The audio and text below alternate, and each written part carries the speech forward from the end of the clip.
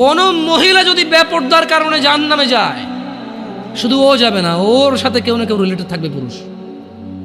Could be father, বাপ হইতে পারে, বড় ভাই হইতে পারে, তারপর হচ্ছে স্বামী হতে পারে। যদি ওর জাহান্নামে যাবার রিজনই হয় বেপরদা, খোলামেলা চলাফেরা।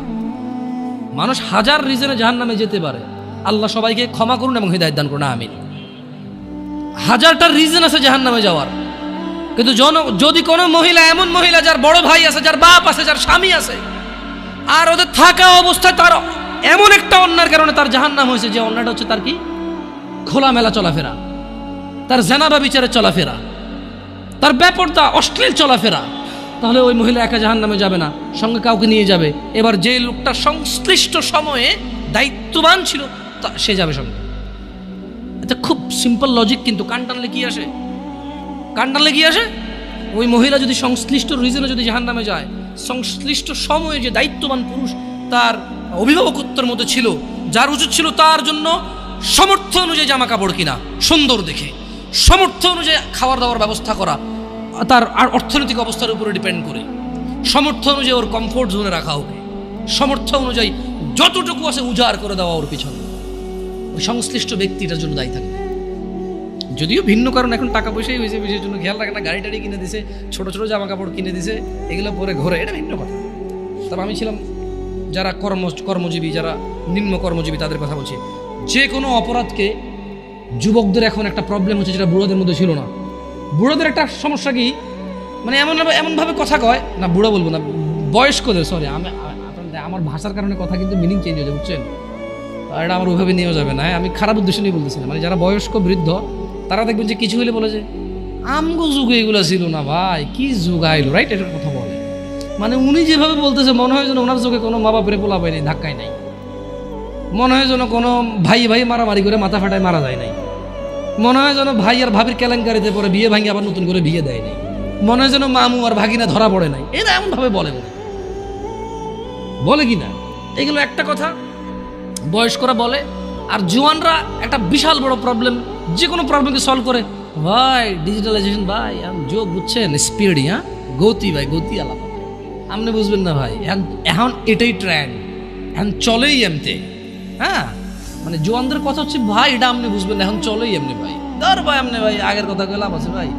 হ্যাঁ, আপনি ওরা যাই বলেন, আপনি বলবো যে আগের কথা কয়ে লাভ আছে। আর বয়স্ক লোকে যে অপরাধী দেখে এমন একটা ভাব করে মানুষজন আগে ছিল না, ছিল, বাট প্রচার কম হয়েছে, আচ্ছা অবশ্য যে কোনো অপরাধ প্রচার হয়ে গেলে এটা অপরাধ, বড় অপরাধ, এটাই বাস্তব কথা। দেখেন, আউযু বিল্লাহি মিনাশ শাইতানির রাজিম, যে কোনো অপরাধকে আধুনিকতার কথা বলে সে মানে করা যাবে না, ইগনোর করা যাবে না। কেন?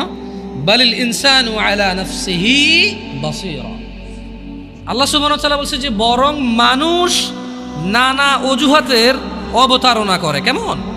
ওয়ালাউ আলকা, বালিল ইনসানু আলা নাফসিহি বাসীরা, বরং মানুষ নিজের সম্পর্কে সে নিজেই সম্যক অবগত। কেমন? ওয়ালাউ আলকা মাআযীরা, যদিও সে নানা অজুহাতের অবতারণা করে। এখন মুরব্বীর অজুহাত হচ্ছে যে কি যুগ আইছে, আর জোয়ানের অজুহাত হচ্ছে যে ভাই যুগ আগেরটা নাই, এখন আর আগের যুগ বাগে খাইছে। জোয়ানের যে কোনো প্রবলেম ও বলে আগের যুগ বাগে খাইছে, আর মুরব্বীর যে কোনো প্রবলেম ও বলে যে আরে কি যৌবন আইলো। কিন্তু ওই অপরাধ কিন্তু ওনার ছেলেই লিপ্ত, ওনার নাতেই লিপ্ত। আপনি গ্রাম অঞ্চলে, শহরে তো আসলে ওইটা নাই বলে লাভ নাই। গ্রামে তো মনে করেন সবার ঘরে টিভি আছে, কিন্তু আবার ওই যে প্রত্যেকটা দোকানের মোড়ে মোড়ে একটা করে দোকান আছে, চা, বেশ কিছু দোকান আছে যেখানে চা, পরোটা, বিশেষ করে সারাদিন 24 ঘন্টা চাটাই চলে ননস্টপ। আর সকালে পরোটা বানায়, বিকেলে পুরি বা কেউ সিঙ্গারা বানায়, আর ডিফারেন্ট কেউ সেমাই রান্না করে, কেউ সুজি পায়েস, মানে কেউ হালুয়া বানায়, এভাবে এটা দিয়ে চলে। তো ওই দোকানগুলোতে টেলিভিশনে সারাদিন যেই যুগে যেই গান বাজনা সিনেমা ছিল ওই যুগে ওইটাই চালাইছে, ওরা পিছাই নেই। যদি বাংলাদেশ সরকার মানে আমাকে কখনো প্রশ্ন করে যে কারা ডিজিটালাইজেশনের সর্বোত্তম ব্যবহার করছে, মানে সবার আগে এবং পুঙ্খানুপুঙ্খ, আমি বলবো যে গ্রামের চা দোকানগুলো। যেই যুগে যেই সিনেমা যতটুক খুইলা মেলা নাচছে, ওই যুগে ওই সিনেমা ওই গান ওগুলোই ওরা চালাইছে ওদের টিভিতে। ওরা কোনোদিন ভাই সবার আগে ভাই চালাই দিত। বাপ দোকানদারি করে, ছেলে দোকানদারি করে, বাপ ছেলে দুজনের সামনে এইসব গান বাজবে। আর আপনাকে একটা কথা বলি, ওই দোকানের অধিকাংশ কাস্টমার কারা জানেন? যারা বসে বসে সিনেমা নাটক দেখে, অধিকাংশ 30-35 প্লাস মানুষ। কেন? 40 প্লাস 50 প্লাসই বেশি। কেন? 40-50 প্লাসই বেশি মানুষ। কেন? ছেলে বিদেশ আছে, টাকা পাঠায়, বাপে কাজ করে না এখন, আর আগে হাল চেষ্টা করতো, রাইট? তো এখন ওখানে জোয়ানদের সিরিয়াল কম কেন? কারণ মুরব্বী আছে তো ঢুকতে পারে না। এটা তো শহর না যে আবে তুই কেঠা, তুই কেঠা, এটা তো গ্রাম, তো তুই কেঠা বলে ঘুষে না ভাঙে আমি কে মানি। ওখানে একটা এখনো হিসেব চলে যে অমুক চাস্তো চাষা, জ্যাঠতো চাষা, দাদার ভাইয়ের ভাই, দাদার শালার মামু, রিলেশন ওখানে খুব এফেক্ট আনে রাখে, বুঝছেন? আপনি জোয়ান মানুষ দোকানে ঢুকে কয়ে দেবেন যে ও বসে রয়েছে কেন, ওই বেটা সিগারেট খাইব আর টিভি দেখবো। আর আপনি যখন ঢুকে বসবেন তো পোলাটা কার রে, তো চরম বেয়াদব হয়েছে। আমগো যুগে তো আমরা মুরব্বী দেখলে জুতো হাত বকুলে নিয়ে চলে আসছি, এতে দেখি আমি যে চেয়ারে টিভি চাই। জিনিস কিন্তু একটাই, দুজনে চাইতেছে, কিন্তু ও ছোট তো চাইলে সমস্যা, বড়রা চাইলে সমস্যা নেই। এটা কিরকম? ছেলে যখন বাপের সামনে সিগারেট খায়, বড় বেয়াদব, ও আমার সামনে সিগারেট খায়। বাপে যখন ছেলের সামনে সিগারেট খায়, ইটস টোটালি ফাইন। কাজ কয়টা? কাজ কয়টা? বাপের জন্য আর ছেলের জন্য কি এক হইল? না না, এখন আবার কিছু লোক উদাহরণ দেব। আপনি বাপ্পাটাকে কি এক মনে করেন? তাহলে মায়ের পায়ের নিচে কেন ছেলের জান্নাত? ও ভাই, ওটা তো ঠিক আছে, কিন্তু অপরাধের ক্ষেত্রে তো সবাই সমান। কারণ অপরাধ তো বাপের সাথে করতেছে না, করতেছে কার সাথে?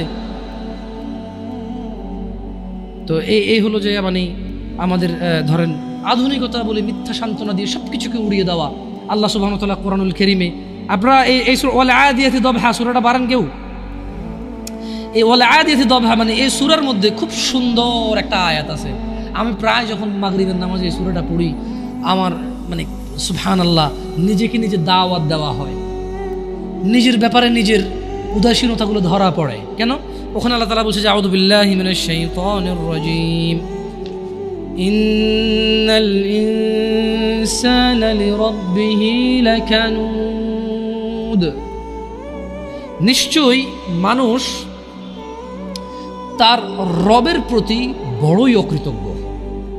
আল্লাহ স্বীকৃতি দিচ্ছে, আল্লাহ স্টেটমেন্ট দিচ্ছে, আল্লাহ ঘোষণা দিচ্ছে, আল্লাহ জানিয়ে দিচ্ছে মানুষকে মানুষের স্বভাব চরিত্র। ইন্নাল ইনসান, নিশ্চয়ই মানুষ, লিরব্বিহি, তার রবের প্রতি, লাকানুদ, বড়ই অকৃতজ্ঞ।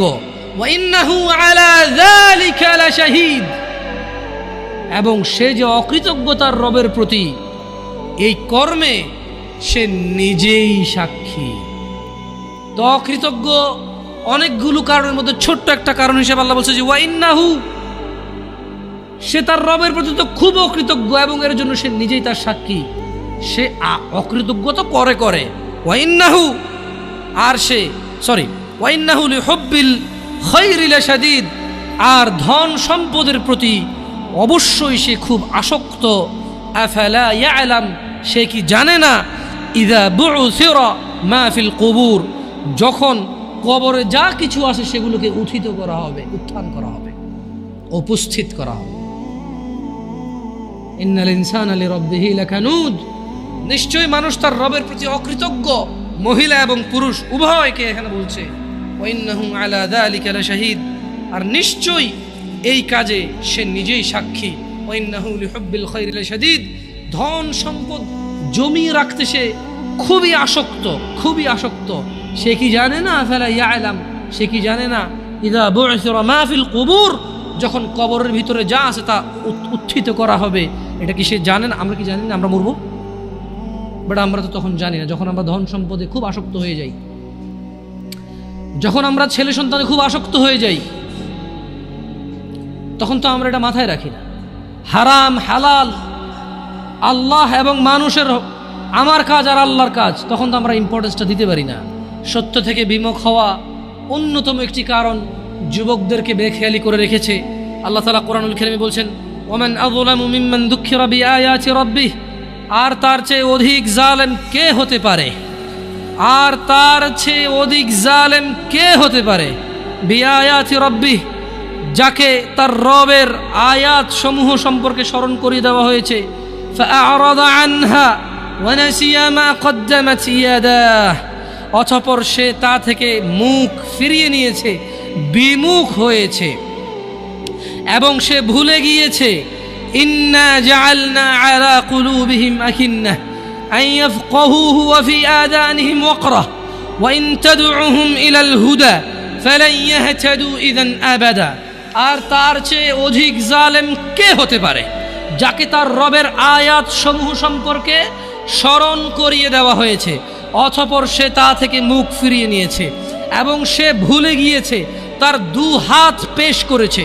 নিশ্চয়ই আমরা, আল্লাহ বলছেন, তাদের অন্তরের উপর আবরণ দিয়েছি যেন তারা কোরআন বুঝতে না পারে, এবং তাদের কোনো বধিরতাও, তাদের কানে বধিরতাও এঁটে দিয়েছি। আর আপনি ও মুহাম্মদ সাল্লাল্লাহু আলাইহি সাল্লাম তাদেরকে সৎ পথে ডাকলেও তারা কখনো সৎ পথে আসবে না। তার মানে যখন মানুষ জুলুম করে, জুলমের সর্বোচ্চ পর্যায়ে চলে যায়, তখন তার জন্য দুর্ভাগ্য, আল্লাহ তার হৃদয়কে আবরণ দিয়ে ঢেকে দেয়। খবরদার যুবক ভাইরা আমার, জানা, ব্যভিচার, গান বাজনা, নেশা, এটাই তো তোমাদের মূল প্রবলেম এখন। আই ডোন্ট নো, আমি জানি না তোমাকে কিভাবে এটাকে রিমুভ করব। ওয়াল্লাহি আমি কোনো মন্ত্র জানি না, আমি কোনো তন্ত্র জানি না। এই পৃথিবীতে কে এমন মন্ত্র জানে, তন্ত্র জানে, তাও আমি জানি না। আমার কাছে এমন কোনো ঔষধ নেই যেটা জাড়িবুটি বা আধুনিক মেডিকেল সায়েন্সের উন্নতিতে তারা এমন কিছু আবিষ্কার করেছে যে বড়ি বা ট্যাবলেট তোমাকে আমি দিব বা সিরাপ দিব তোমাকে আমি, তুমি খাবা, জানা, নেশা, এগুলো থেকে তুমি মুক্ত হবা। আমার জানা নাই। তোমাকে একটাই জিনিস, বোন আমার, তোমার বয়স মাত্র 12, কেন তুমি কারো বিছানায় চলে যাচ্ছ? ওয়াই? তুমি দেখো না তোমার বড় বোন প্রেম করেছে, 3টা বিয়ে কারো সাথে হয়নি? শিক্ষা নাও ওখান থেকে। বোন আমার, তুমি দেখো না তোমার বোনের কি প্রবলেম, তার স্বামীটা আরেক মহিলার সাথে সময় কাটায়, তাকে সময় দেয় না। তুমি যে আরেকজন পুরুষের সাথে সময় দিচ্ছ, ওরও তো স্ত্রী আছে। তোমার বোনের ফ্যামিলির প্রবলেম তো তুমি যার সাথে সময় দাও তারও ফ্যামিলির প্রবলেম। যুবক ভাই আমার, তোমার বোনকে নিয়ে আর পারছ না, তোমার মন চায় তোমার দুলাভাইকে মারতে, বাইন্দা পিটাইতে। কেন? সে তোমার বোনকে কষ্ট দেয়, পরকিয়া করে তোমার বোনের উপর সন্দেহ করে জুলুম করে। তুমিও তো কারো দুলাভাই, তুমিও তো আরেক মহিলার সাথে সময় কাটাও, তোমার বউকে সময় দাও না, জুলুম করো। তোমার শালারও তো মন চায়, তোমার সম্বন্ধে শ্বশুরও তো মন চায় জামাই বা দুলাভাইয়ের পিটাই ধরে কতক্ষণ।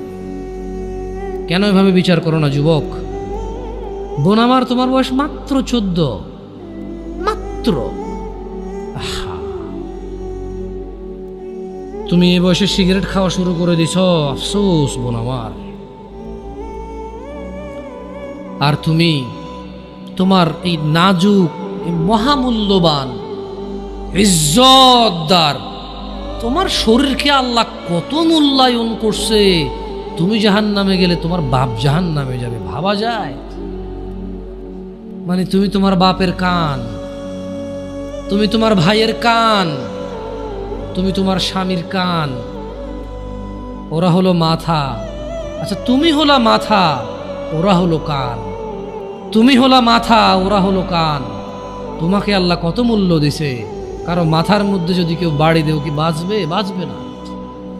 যত বড় ডাক্তার, কবিরাজ, যত উন্নত চিকিৎসায় নিয়ে যাক, যদি ওর মাথা ফেটে চৌচির করে দেয়, মস্তিষ্ক বেরিয়ে যায়, ওর বাঁচার চান্সেস কতটুকু আছে আর কতক্ষণ আছে? তোমাকে, তোমার এই ছোট্ট 3.5 হাত বডিকে আল্লাহ কত ইজ্জত দিছে, কত সম্মান দিছে। যদি কেউ তোমাকে জোর করে জেনা করে, তাকে, সে যদি বিবাহিত হয়, তাকে জুমা মসজিদের সামনে অথবা মহাসমাবেশে প্রকাশ্যে কোমর পর্যন্ত গেড়ে পাথর মেরে মেরে মেরে ফেলতে হবে। কেন? সে তোমার গায়ে হাত দিতে গেল। তোমার ইজ্জত, আবরু কত উপরে। তুমি কি আর আল্লাহর সৃষ্টি জাতা?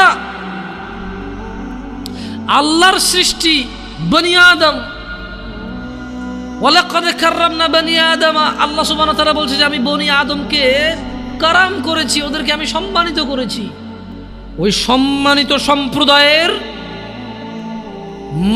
সবচাইতে মূল্যবান তুমি। তোমার ব্যাপারে এই যে মানুষগুলো, এই যে পুরুষগুলো, আদম আলাইহিস সালাম ওনার উম্মতের নবী ছিল, কিন্তু মুহাম্মদ রাসূলুল্লাহ সাল্লাল্লাহু আলাইহি সাল্লামের উম্মত যত পুরুষ,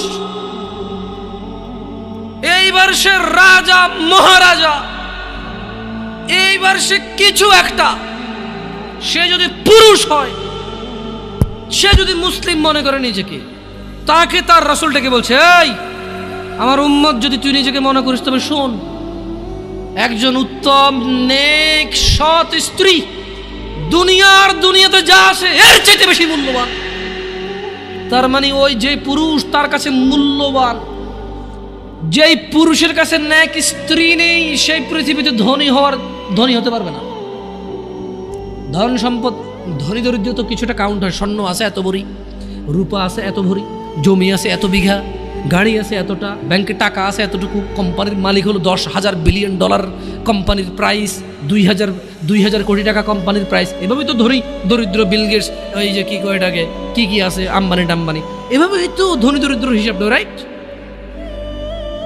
কিন্তু যার কাছে যেদিন বিচার হবে কে ধনী ছিল কে দরিদ্র ছিল, সেদিন যার কাছে নেক স্ত্রী থাকবে না, সে ধনীদের লিস্টে আসতে পারবে না। একজনের কাছে যদি পুরো পৃথিবী আর পৃথিবীতে যা আছে, একজনের কাছে যদি পুরো পৃথিবী আর পৃথিবীতে যা আছে সব কিছু থাকে, নেক স্ত্রী না থাকে, আরেকজনের কাছে যদি শুধু নেক স্ত্রী থাকে, এটা বলে প্রমাণ হয় যে নেক স্ত্রী, তাহলে ইসলাম ওকে ধনী বলে, কে দরিদ্র বলে, কি মিসকিন বলে? বেচারা, ও তো লাইফে সুখী না, ও কি বেচারা, আহা ওর জীব মিসকিন বেচারা। তোমাকে কত মূল্য দিছে চিন্তা করছো রাসূল সাল্লাল্লাহু আলাইহি সাল্লাম? তোমাকে এটা, তুমি যা তা নও, পুরুষ তোমাকে অ্যাচিভ করতে হয়, পাইতে হয়, অর্জন করতে হয়। তোমাকে যা তা পুরুষ তোমাকে অর্জন করতে পারবে না। যে পুরুষ তোমাকে মূল্যায়ন করতে পারবে না, সেই পুরুষ তোমার সতীত্বের খেয়াল রাখতে পারবে না। যেই পুরুষ তোমার মূল্যায়ন করতে পারবে না, সেই পুরুষ তোমার সতীত্বের পরোয়া করতে পারবে না, মূল্যায়ন করতে পারবে না। এটার মর্ম, এটার ইজ্জত, এটার শান্তি সে জানবে না। মিসকিন বেচারা, বোকা, হতভাগা, পাগল, দরিদ্র, ফকির, জীবনে কিচ্ছু নাই ওর, যার কাছে তুমি নেই। বোন আমার, যার কাছে তুমি নেই তার কাছে পৃথিবীর কোনো সম্পদ নেই। বোন আমার, 12 বছর 15 বছর বয়সে তুমি কেন বিবাহের পূর্বে আরেকজনকে তোমার শরীর ধরতে দাও? আর যুবক ভাই আমার, কি বলিস কি তুই? এই পৃথিবী আর পৃথিবীতে যা আছে এর চেয়ে মূল্যবান হচ্ছে এই মেয়েটা। তো এরকম মূল্যবান একটা জিনিস ওর ধরে ছুঁয়ে তুই ওকে ওর মূল্য কমিয়ে দিবি? এত বড় জুলুম ওর প্রতি তোর। তুই আল্লাহকে ভয় করিস না, তাই বলে এতটা এতটা কি বলিস তুই? তুই কি কারো গাড়ির গ্লাস ভাঙছিস জীবনে? না। কেন? ওর লস হবে। তুই কি কোনোদিন কোনো মানুষকে ঘুষি দিছিস? না, কারণ তাহলে ও বেচারা কষ্ট পাবে। তুই কি জীবনে কারো পেটে ছুরি ঢুকাই দিছিস? না, ও মরে যাবে, তাহলে ওর ফ্যামিলি ক্ষতিগ্রস্ত, লসে পড়ে যাবে। তুই কি কারো টাকা মারছিস কোনোদিন? না, তাহলে ওর ফ্যামিলির টাকার কারণে কষ্ট পাবে। তাহলে তুই কেন তুই এত ছোট ছোট বিষয়গুলো খেয়াল রাখিস যে আরেকজনের লস হবে? তাহলে তুই এই মেয়েটার জীবনটাকে তুই কি করলি?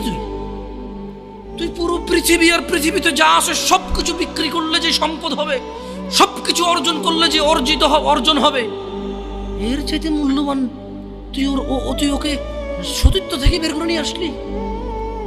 তুই তোর সামান্য ডিজায়ার ফুলফিল করার জন্য, যেটা আল্লাহ তোর জন্য বৈধ করেছে, কবুল বললে তোর বাপের দোষ, আল্লাহর তো দোষ না। তোর বাপের দোষ, সমাজের তো দোষ না। তোর বাপ তোকে বিয়ে করে না ভাই আমার, তোর বাপ মনে করে তুই ছোট, 18 বছর বয়স তোর বাপ মনে করে তোর বাপ 16 বছর বয়সে হস্তমৈথুন করছে, তোর 22 বছর, তুই এখনো ছোট নুনু খাস, দুধু খাস।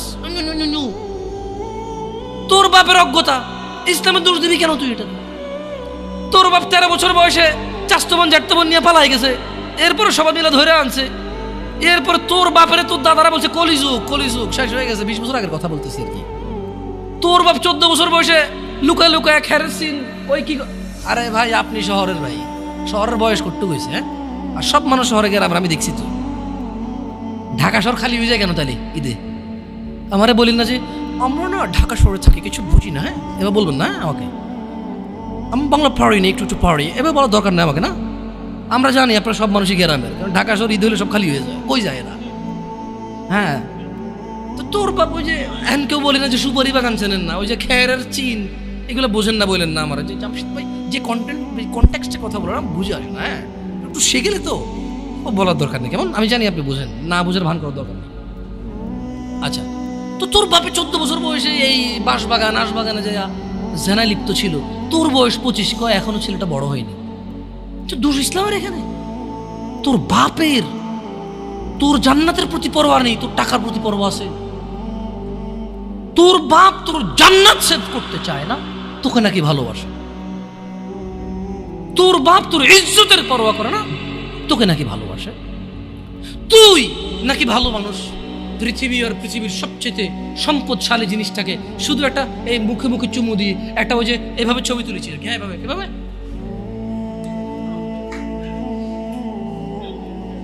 এরপরে ফোল্ডার বানায়, ফোল্ডার লক করে রাখছে যাতে কেউ না জানে।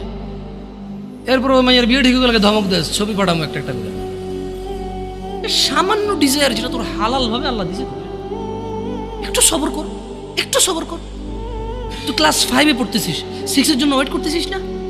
তুই ক্লাস 8-এ পড়িস ভাই আমার, ছোট পিচ্ছি সোনামণি ভাই আমার, তোকে আমি আমার মাথায় রাখি। তুই বলছিস রাগ করিস না, তুই বললে আমি না অত তো সিনেমা নাটক দেখি না, তোরাই কস, তুই বললে আপন, তাই তোরা আপন করে বলতেছি। আবার কইস না হুজুরের ব্যবহার খারাপ, উনি তুই করে কেন বল, উনি এভাবে কেন কথা বলেন, নিজেকে কি মনে করে? না তোরাই ডায়লগ দিস, আসলে তুই বললে আপন মনে, আমি এই জন্য ভাই তোরা আমার কইছিস তুই বললে আপন, আমি তুই বলি। আমি তো সৌদি আরব বড় হয়েছি, আমি তো দেশে বড় হই নাই। আমি আসার পর সব ডাইরেক্ট দেখছি আসলে আপন জনকে তুই বলে, হ্যাঁ তুই বললে আপন মনে হয়, আমি তোরা আপন মনে করি, কারণ মেনুনে খোয়া 1450 বছর আগে আল্লাহ আমার কাছে তুই আমার ভাই, কত আপন তুই চিন্তা কর। তোরা তুই কমু না কারে কমু রে ভাই আমার, তুই আমার আচরণে যাইস না, হ্যাঁ তুই আমার কত পুরনো ভাই তুই জানিস। আমার মায়ের পেটের ভাইটা আমি যেদিন জন্ম হয়েছি বুঝতে পারছি, সেদিন আমাকে আমার বাপ মা আমার পরিবেশ বলছো আমার মায়ের পেটের ভাই।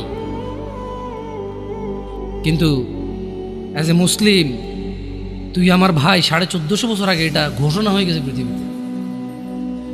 তোকে যদি আমি তুই না বলি, আদর করে না বলি, আপন না মনে করি, কাকে মনে করবো রে? তুই তো আমার তুই তো আমার আপন। এমন করিস না ভাই আমার, তোর বয়স সবে 14 বছর, একটু অপেক্ষা কর, একটু অপেক্ষা কর। তোর বাপ বিয়ে করেছে, তুই পৃথিবীতে আসছিস, তুই এমনি এমনি আসিস না, তুইও বিয়ে করবি, তুইও পৃথিবীর সমস্ত সুখ পাবি ইনশাআল্লাহ। তোর ছেলে সন্তানও এমনি এমনি আসবে না, তুইও আল্লাহর দেওয়া নিয়ামত উপভোগ করবি এবং আল্লাহর প্রশংসা করবি। অপেক্ষা কর ভাই আমার, অপেক্ষা কর। খবরদার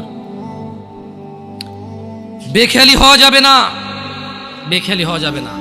আর নিজের সামান্য ডিজায়ারকে ফুলফিল করার জন্য পৃথিবীর সবচেয়ে দামি সম্পদটাকে সবচাইতে সস্তা নিকৃষ্ট করে দেওয়া যাবে না। কেমন? বিয়ের পূর্বে কোনো মেয়ের গায়ে হাত দিবি না ভাই আমার, খবরদার। বিয়ের পূর্বে কোনো মেয়ের সাথে কথা বলবি না, খবরদার। তোর যোগ্যতা নেই ওর সাথে কথা বলার। তুই কে রে? বামন হয়ে চাঁদের দিকে হাত বাড়াবি না। আমার বোনরা চাঁদ, ওয়াল্লাহি যেদিন ইসলামী শাসন আসবে, যেদিন ইমাম মেহেদী আসবে, যেদিন ঈসা আলাইহিস সালাম আবার আসবে, ওনার বোনদের উপর যারা হাত দেবে উনি হাত কেটে ফেলবে। তুই বামন হয়ে চাঁদের দিকে হাত বাড়াইস না। আমার বোনরা চাঁদ, ইসলাম মেয়েদেরকে চাঁদ বলেছে আর তোকে বামন বলেছে। বেটা তুই বেটা ছেঁড়া খাতা শুয়ে লাখ টাকার স্বপ্ন দেখিস, বিয়ের আগে মেয়ের গায়ে হাত দিস? তোর সাহস কত? তোর সাহস কত? তুই জানিস না মুহাম্মদ সাল্লাল্লাহু আলাইহি সাল্লাম বলছে নেক স্ত্রী দুনিয়াতে যা আছে ওর চেয়ে বেশি উত্তম। তুই কি করে ওর গায়ে হাত দিস বিয়ের আগে? তোর সেই যোগ্যতা আছে বল? তোকে আল্লাহ জাহান্নামে ফেলবে, তোকে আল্লাহ জ্বলন্ত আগুনে নিক্ষিপ্ত করবে, তোর শরীর পচবে, তোর শরীরের গন্ধে জাহান্নামীরা থাকতে পারবে না, তোকে আল্লাহ এত নিকৃষ্ট শাস্তি দেবে। কেন? কারণ তুই এত বড় জঘন্য কাজে লিপ্ত হয়েছিস। আমারে বুঝাস না মেয়েরা খারাপ, মেয়েরা খারাপ। আমি তো এত খারাপ দেখি না, তুই কোথায় তো খারাপ দেখিস? আমি তো দেখি তুই বেটা টেনে পড়িস মাত্র, তোকে আমি ছোট করে দেখছি না বেটা। তুমি বের হও, ছবি পাঠাও, নাহলে হাত কেটে ফেলবো আমি। দেখো আমি বিষের বোতল নিয়ে আসি, ছবি পাঠাও। তুই বেটা আমার বোনটাকে বেটা ফুসলেছিস বেটা ফাজিল। মেয়েরা খারাপ, মেয়েদের খারাপের কারণে দুনিয়া তুই কে রে? তুই কি মেয়েরা খারাপ? শোন, আমাদের গ্রামে প্রবাদ আছে, ধর্মীয় কথা না এটা। এখন যেটা বলছি এটা প্রবাদ, এটা ধর্মীয় কথা না। কোনো মেয়ের যদি একবার হাঁটুর উপরে কাপড় ওঠে আর নামে না বেটা। তুই উঠাইছস হাঁটুর উপরে কাপড়, ও উঠায়নি। হাঁটু পর্যন্ত তুই উঠাইছস, আর এখন সে নামাচ্ছে না। তুই মনে করিস তুই বেঁচে গেছিস না? তুই মনে করিস তোর জিনাই জেনা না? না বেটা, ও তোর সাথে জেনা করেছে, এরপরে তোকে বাদ আরেকজনের সাথে করবে, আরেকজনের সাথে করবে। আর তুই সূচনা, তুই ওকে শিখাইছিস, এটা সবগুলো তোর উপরে আসবে বেটা। তুই নিজের ছোট পাপিষ্ট মনে করিস না? তুই মনে করিস কি হয়েছে, আমি তো একটা চুমাই নিছি, আমি তোকে বলছি ছবি তুলে পাঠাও, টয়লেটে যাও, ব্লাউজ খুলে ছবি তুলে পাঠাও, জামা খুলে ছবি তুলে বেটা ফাজিল। আল্লাহ তোকে হেদায়েত দিকে আমিন। ভয় পা, আল্লাহকে ভয় পা ছোট ভাই আমার। সবাই বুড়া হয়ে মরে না, বহু মানুষ যৌবন্ত অবস্থায় মরে যায়। ছোট ভাই আমার, তোর ঘরেও বোন আছে, ভয় পা, আল্লাহকে ভয় পা। তুই এত বড় অপরাধে লিপ্ত হইস না। তুই মেয়েদের হাঁটু পর্যন্ত কাপড় তুলিস না, খবরদার, তুই এটা করিস না। তো মানুষ তো বেশি নাই, তারপর আলহামদুলিল্লাহ সবাইকে কবুল করুন। যেহেতু ঘরোয়া পরিবেশে বলেন তো, কোনো মেয়ে, আপনার বয়স তখন 16 বছর ছিল আর কি। আচ্ছা যান, কোনো একটা 14 থেকে 18 বছরের মেয়ে আপনাকে বলছে চলো আমরা একসাথে থাকি, বলেন 1 লাখ একটা পাবি না, 1 লাখ। আমি বলে দিচ্ছি, চ্যালেঞ্জ হলে আসিও, তুমি প্রমাণ করে দিও, যাও। মেয়ে কি বলবে? মেয়েরা প্রেম হারাম ইসলামে, ইসলামী বিয়ের পূর্বে সম্পর্কই হারাম। কিন্তু এর মধ্যেও কোনো মেয়ে ছেলেকে বলে না কিস করো, আমাকে একটা তোমার লুঙ্গি খুলে ছবি পাঠাও, বলে না। প্রত্যেকটা ছেলে বলে, এভরি সিঙ্গেল ছেলে বলে।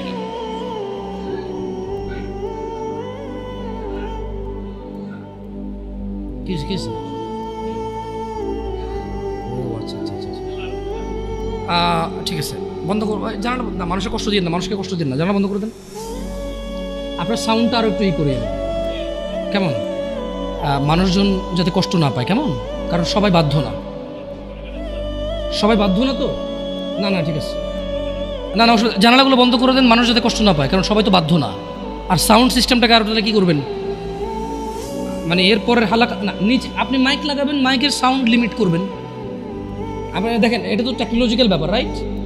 আমি আপনাদেরকে অনুরোধ করবো, এরপরে আরও অনেকেই আসবে, রাইট? প্রতি মাসেই হয়তো আসে। আপনাদের যেখানে যারা বসে, সংশ্লিষ্ট ওই এরিয়াতে যাতে সাউন্ডটা সীমাবদ্ধ থাকে। নিচতলায় তো আর এখানকার সাউন্ড যাবে না, নিচতলায় আলাদা একটা সাউন্ড ওই যে লাগাই দেন, মাইক্রোফোন লাগাই দেন, মানে স্পিকার, সরি। নিচতলায় কি আর একটা, আর মাটিতে বাড়ি দিলে কে চেতে ওঠে, ওটা তো হয়। যাই হোক, তো তোমরা এই অন্যায়টা করবা না। আর যদি তোমাদের মনে হয় যে না, তোমাদেরকে কোনো 16 বছরের 17 বছরের যুবতী মেয়ে বলছে যে মানে আজে বাজে অফার করছে, আমাকে বলিও। আমার ফেসবুক আইডি তো জানাই আছে না, আমাকে বলে ভাই এক আজব ঘটনা ঘটে গেছে ভাই, 16 বছরের মেয়ে আমাকে বলতেছে আজে বাজে কথা। না, মনে রাখবা, তোমরা যারা মেয়েদেরকে এত বিচ্ছিরিভাবে ফেসবুকে কমেন্টস করো না, খারাপকে খারাপ বলবে, এটা আমি জানি, খারাপকে খারাপ বলতে হয়, কিন্তু তুমি মনে রাখবা, তোমার মতো আমার মতো কোনো ছেলে দায়ী এটাতে। কারণ আমার মনে হয় না কেউ প্রুভ করতে পারবে যে কোনো বিবাহ হয় নাই এমন মহিলা ছেলেদেরকে আজে বাজে প্রস্তাব দিবে, আমার মনে হয় না। হ্যাঁ, বিবাহের পূর্বে দিতে পারে কারা, যাদেরকে 12 বছর 13 বছর থাকা অবস্থায় তাদেরকে তাদের বয়ফ্রেন্ডরা আজে বাজে পথে নিয়ে চলে গেছে, সেটা ডিফারেন্ট ইস্যু হতে পারে। বাট নর্মালি যে কোনো ছেলে যে কোনো মেয়ের সাথে পরিচয় হলেই কিন্তু আজে বাজে প্রস্তাব দেওয়া শুরু করে। আল্লাহ আমাদেরকে বোঝার তৌফিক দান করুন। আর যুবক ভাইরা আমার, মনের দাসত্ব করা যাবে না। আল্লাহ সুবহানাহু ওয়া তাআলা কুরআনুল কারীমে বলছেন, ওয়ামা উবাররিউ নাফসি, সূরা মানে ইউসুফ আলাইহিস সালামের এই ঘটনাটা আমাদের জন্য খুবই প্রয়োজনীয়। কেন? এখানে আল্লাহ সুবহানাহু ওয়া তাআলা সূরা ইউসুফের মধ্যে ইউসুফ আলাইহিস সালামের একটা তথ্য তুলে দিয়েছেন আমাদেরকে। কি? ওয়ামা উবাররিউ নাফসি। ইউসুফ আলাইহিস সালাম বললেন, আর আমি নিজেকে নির্দোষ মনে করি না। ইউসুফ আলাইহিস সালাম কি বললেন? কি বলছে? ওয়ামা উবাররিউ নাফসি, আর আমি নিজেকে নির্দোষ মনে করি না। ইন্নান নাফসা লাআম্মারাতুন বিসসুই ইল্লা মা রাহিমা রাব্বি ইন্না রাব্বি গফুরুর রহিম। তিনি বলছেন যে আমি ইউসুফ আলাইহিস সালাম নিজেকে নির্দোষ মনে করি না। কেননা নিশ্চয় মানুষের নফস খারাপ কাজের নির্দেশ দিয়েই থাকে। তিনি কেন নিজেকে নির্দোষ মনে করে না? তিনি বলছে কারণ মানুষের যে নফস, যে সেলফ আছে, এটা খারাপ কাজের নির্দেশ দিতেই থাকে। কিন্তু সে নয় ইল্লা মা রাহিমা রাব্বি, কিন্তু সে নয় যাকে আমার রব দয়া করেন।